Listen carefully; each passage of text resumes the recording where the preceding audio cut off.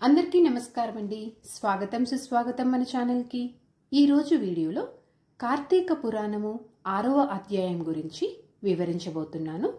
6వ రోజు పారాయణ చేయవలసినది కార్తీక దీపదాన మహిమ. వశిష్ఠ మహర్షి తిరిగి చెప్పడం ప్రారంభించారు. ఓ జనక, ఈ కార్తీక మాసమంతయు శివకేశవులకు పంచామృత స్నానం చేయించి భక్తితో పూజించినవాడు అశ్వమేధ యాగం చేసినంత ఫలమును పొందగలడు. అదేవిధంగా ఈ మాసమంతా దేవాలయములందు దీపారాధన చేసినవాడు కైవల్య పదమును పొందగలడు. దీపదాన విధానము.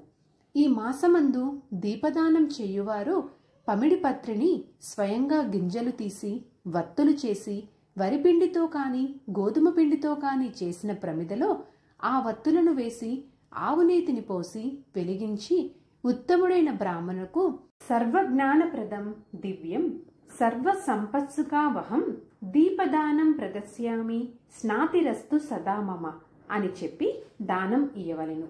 ఈ విధంగా కార్తీక మాసం అంతయు ప్రతిదినము దీపదానం చేసి ఆఖరి రోజున వెండితో ప్రమిదను చేయించి అందులో బంగారు వత్తిని వేసి నిండుగా ఆవు నెయ్యిని పోసి అదే బ్రాహ్మణునకు పై శ్లోకమును చెప్పుచు దానము ఇయ్యవలెను. ఈ విధముగా దీపదానం చేసిన వానికి సకల సంపదలు సమకూరి మోక్ష ప్రాప్తి కలుగును. పై విధంగా దీపదానం చేసిన తర్వాత బ్రాహ్మణ సమారాధన చేయవలెను. పెద్ద ఎత్తున సమారాధన చేయలేని వారు తమ శక్తికి తగినట్లుగా కనీసం 10 మంది బ్రాహ్మణులకు భోజనం పెట్టి దక్షిణతో కూడిన తాంబూలమును ఇయ్యవలెను. విద్యాభివృద్ధి, ఆయుర్వృద్ధి, సిరి సంపదలు కోరువారు స్త్రీలు కాని పురుషులు కాని పై దీపదాన విధిని ఆచరించుట మంచిది అని చెప్పి ఈ విషయమై జనకునికి ఒక కథను చెప్పటం ప్రారంభించారు వశిష్ఠుడు. స్వర్గమును పొందిన వితంతువు కథ. పూర్వము ద్రవిడ దేశములోని ఒక గ్రామంలో ఒక స్త్రీ ఉండెను. పెళ్లి అయిన కొద్ది రోజులకే భర్త చనిపోయినా ఆమె సంతానం కాని బంధువులు కాని లేనందున దాసి పని చేస్తూ కాలం గడుపుతూ ఉండేది.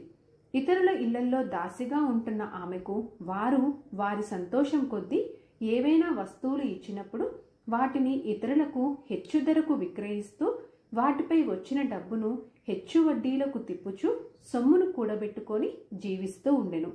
బిచ్చగానికి గుప్పెడు బియ్యం కూడా పెట్టని ఆమె దైవ పూజలు కాని ఉపవాసములు కాని చేసేది కాదు. వ్రతములు తీర్థయాత్రలు చేసేవాళ్ళని హేళన చేస్తూ కాలం గడుపుచూ ఉండెను. ఇది ఇలా ఉండగా ఒకరోజు శ్రీరంగమునకు బయలుదేరిన ఒక బ్రాహ్మణుడు ఈ స్త్రీ ఉన్న గ్రామమునకు వచ్చి అక్కడ ఒక సత్రంలో బస చేసెను. అతడు గ్రామమునందలి విషయములు తెలుసుకున్నవాడై ఆ పిసనారి వితంతువుతో, అమ్మా, మన శరీరములు నీటి బుడగలు వంటివి. ఇవి అశాశ్వతములు. మృత్యువు మనలను ఏ క్షణంలోనైనను తీసుకొని పోవుటకు పొంచి ఉన్నది. ప్రాణం పోయిన తర్వాత మన శరీరము కుళ్ళి నశించును. అట్టి ఈ శరీరము నిత్యమని శాశ్వతమని నీవు భ్రాంతి పడుచున్నావు.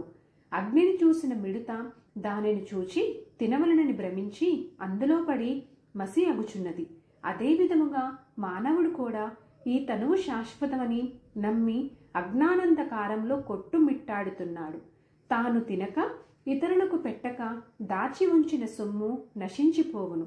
కనుక దాన ధర్మములు ఆచరించి పుణ్యమును సంపాదించుకొనుము. నిత్యము ఆ భగవంతుని స్మరించి మోక్షమును పొందుము. రానున్న కార్తీక మాసమంతయు ఉదయమునే నదీ స్నానము చేసి భగవంతుణ్ణి పూజించి దీపదానం చేసి బ్రాహ్మణులకు భోజనం పెట్టినచో రానున్న జన్మలో పుణ్యవతివై జన్మించెదువు అని హితవు చెప్పాడు.